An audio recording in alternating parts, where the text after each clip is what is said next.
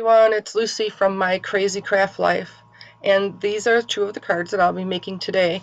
I am using the Pink and Main Birthday Kid stamp set. Both of my cards are standard A2 size cards, so they're 4¼ by 5½ inches. Right now I'm just setting up with getting the images stamped with Memento Black Tuxedo ink. I do like to use that the most when I am using alcohol markers, and I ended up stamping 2 sets of all of the images because I couldn't decide if I wanted to use colored pencils or alcohol markers, and I decided to do both.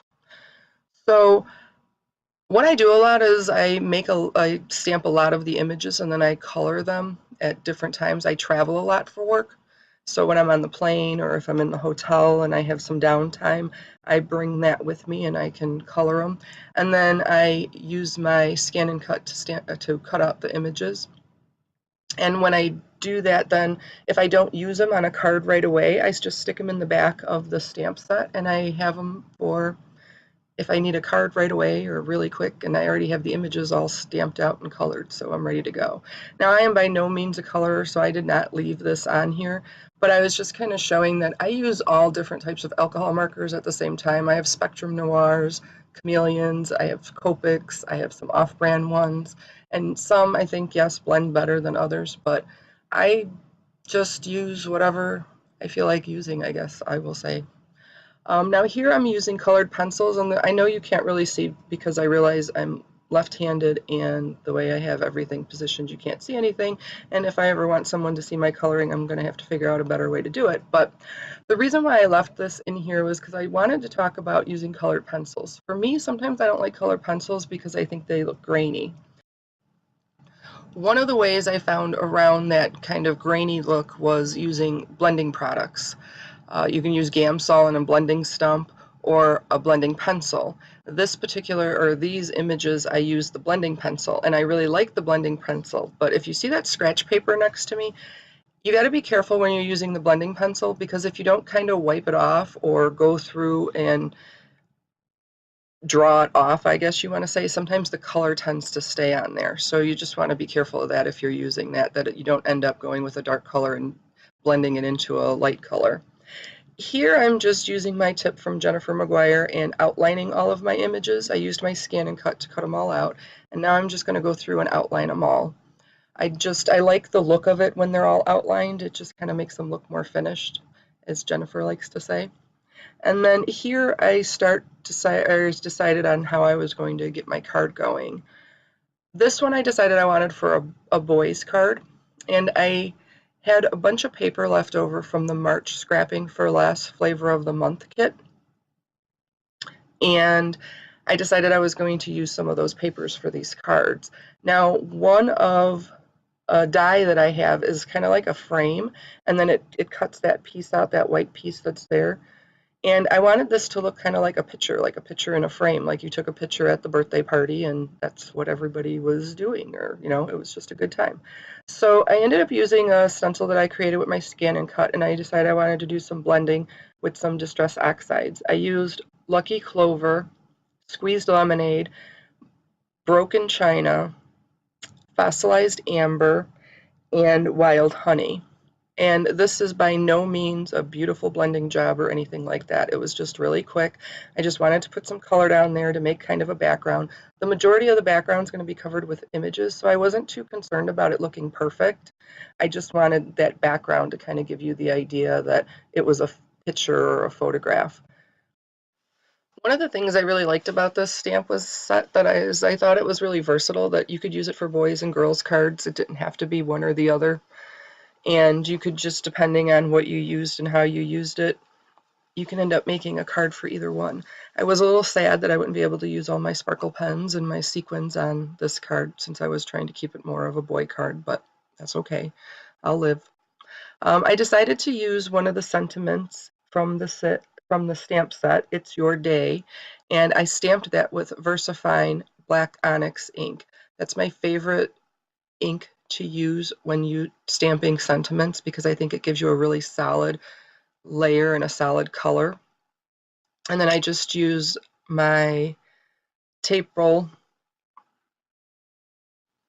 and multimedia matte for the frame. Since it was pretty thin, I didn't want to try to use my tape runner for it. I decided I wanted to pop up with some foam tape that center area, or the picture area, I guess, of the frame, and then I just used the roll tape runner for, or no, I'm sorry, I used the multimedia matte for the glue for the images on there, and then some reverse tweezers I really like to use when I'm, especially with smaller images. I just think it gives you a little more control. And yes, that's my phone sitting there. I needed a weight, and sometimes you got to use what you have on hand, and that's what I had next to me.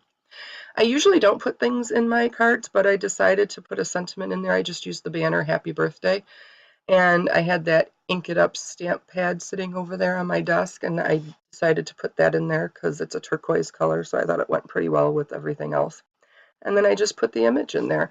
So I thought it ended up working out really well and ended up being a really cute card. For my next card,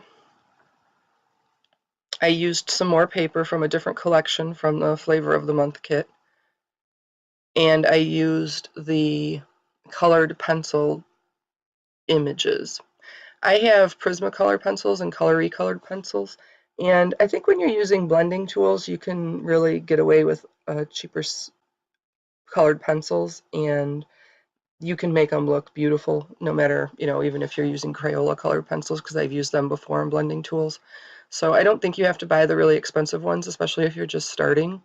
I like the Prismacolors, and I do think that you can get beautiful blending without using blending tools with the Prismacolors, but to be honest, sometimes I'm lazy and it's just easier to use the blending tool, so I do.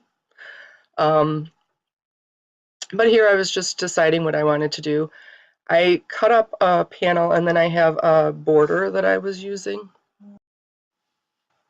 and I decided that I wanted it to have another layer to it. So the first layer I made 4 inches by 5 1/4, and the second layer I made 3 1/4 inches by 5, and then I used that same border die on the bottom of it and just tried to line it up to make it cohesive with the other piece that's there. And then I was just playing around with the images, deciding where and how I wanted them.